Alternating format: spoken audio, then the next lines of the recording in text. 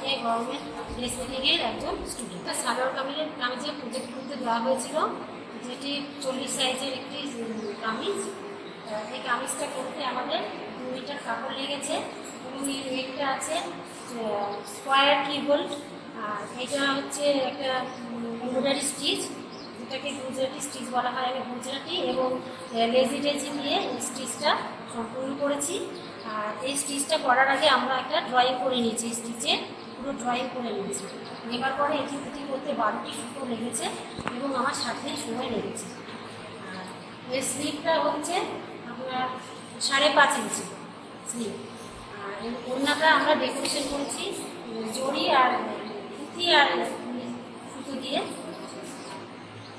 সালোয়ার পাটিয়ালি সালোয়ারটা আমরা করেছি 2.5 মিটার কাপড় দিয়ে এবং এই পাটিয়ালি সালোয়ারটা করে এই বাটনে আমরা একটা মেশিন এমব্রয়ডারি করে